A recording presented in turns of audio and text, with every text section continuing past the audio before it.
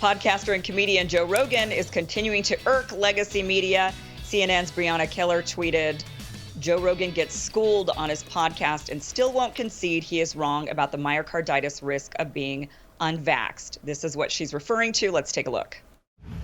Podcaster Joe Rogan, who is a frequent spreader of COVID misinformation, was fact-checked on his show in real time. Here it is. I don't think it's true that there's an increased risk of myocarditis from people catching COVID that are young versus increased risk of myocarditis from the vaccine. No, there is. There's both. Well, let's look that up because I don't think that's true. 12 to 17 more likely to develop myocarditis within 3 months of catching COVID at a rate of 450 cases per million infection. This compares to 67 cases of myocarditis per million at the same time following their second dose of Pfizer. Yeah, so you're about 8 times likelier to get myocarditis from getting COVID than from getting the vaccine. That's interesting. Now, that is not what I've read before, but also it's like, even when we're reading these things, it's like, what are we getting this from?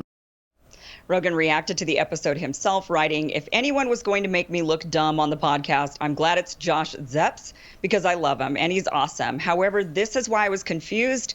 And then he links to this Guardian post. So ABC broadcaster and guest of the Rogan episode in question, Josh Zepps, came to Rogan's defense as corporate media was going off the rails, saying to people who think that Joe Rogan is closed-minded or that he'd get pissed when I disagree with him, here's Exhibit A. I love the guy. He followed up saying, I hope readers realize that Rogan enjoys this kind of pushback. I hardly shut him down. He's a big boy. Dr. Vinay Prasad also came to Rogan's defense, saying Joe Rogan is right. At some ages for men, some doses of specific mRNA shots, the risk of vaccine-induced myocarditis exceeds the risk of myocarditis from infection. It was proven by the UK group. We have to be honest about this fact to have productive conversations. Prasad was quote tweeting a post where Rogan linked to the doctor's Substack post revisiting the issue.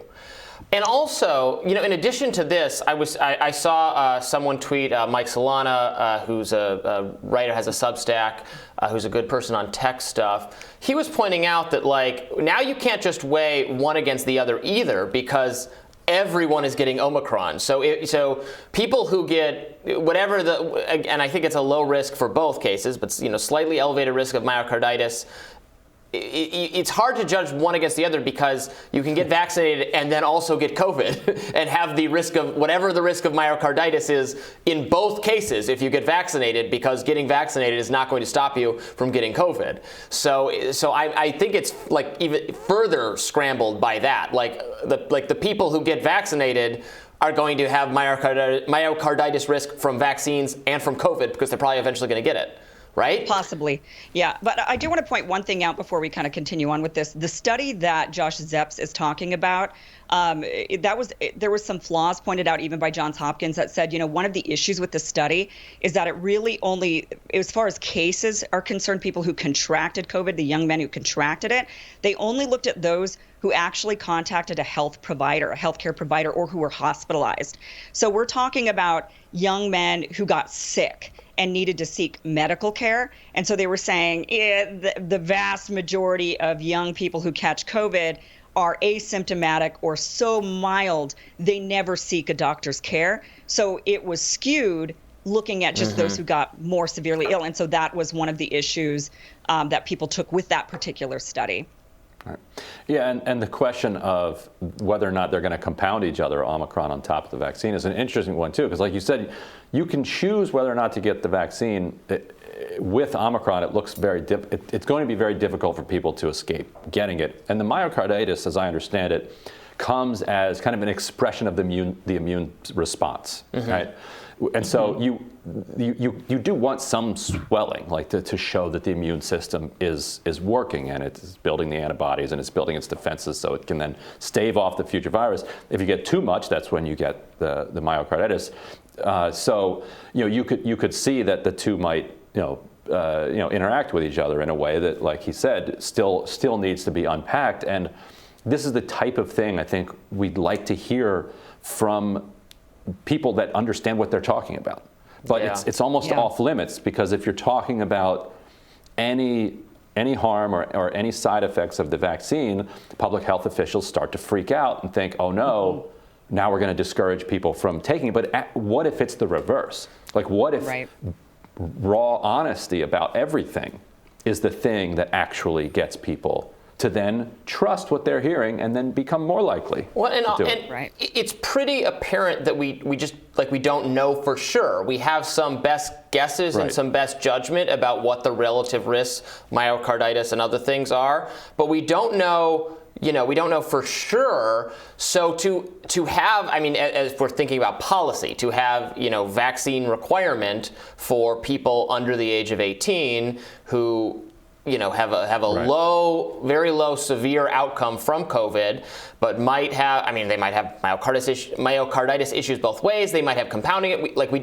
It's still unsettled enough that I think it's weird to require to be at the level of you Right. have to get this to participate in civil society, because we don't know it that well. Yeah, and now college students are reporting that they're being told that they need to get the booster in order to go back to college. But, Dr. Vinay Prasad, who we were just speaking about, he actually does a really nice Substack on this, and he sort of breaks it down. He breaks it down. He's great. And says, I've tweeted him a lot. He's great. Yeah. Yeah. And and he shows that the risk is different for one, different vaccines. Moderna has a much and here's actually his Substack. Moderna has a much higher rate of having this sort of effect than, let's say, Pfizer. And they found that the Pfizer second dose has a much higher rate than the Pfizer first dose.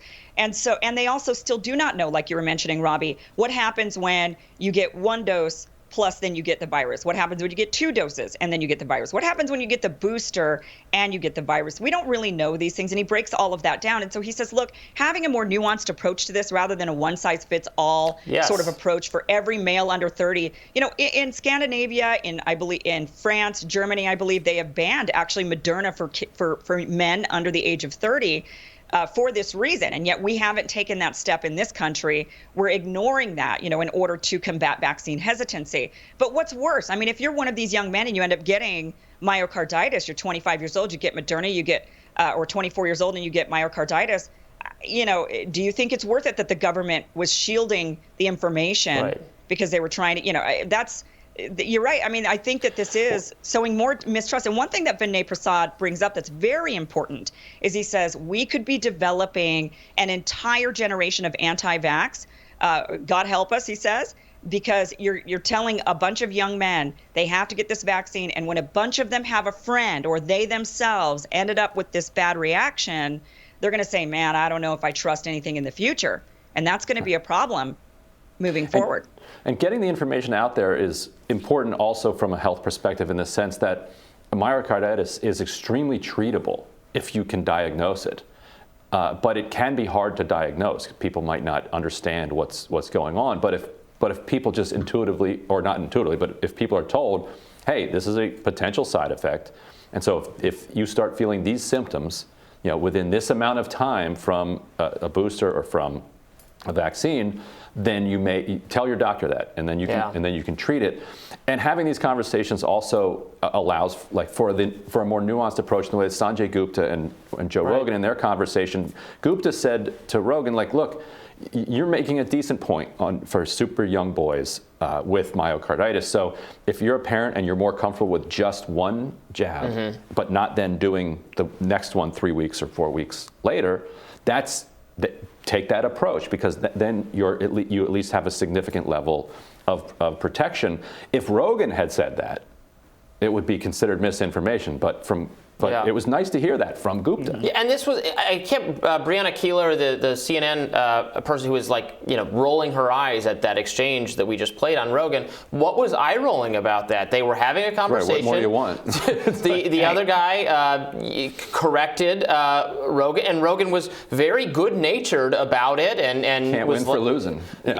And then acknowledged it on Twitter. That's right. That's exactly what we want to happen. It's not the mainstream media had this attitude this should never have been allowed to happen, this moment of conversation about a confusing issue where the answer is not totally clear and obvious and readily agreed upon. Jesus Christ. Yeah. Well. Anyway, we'll have more Rising right after this.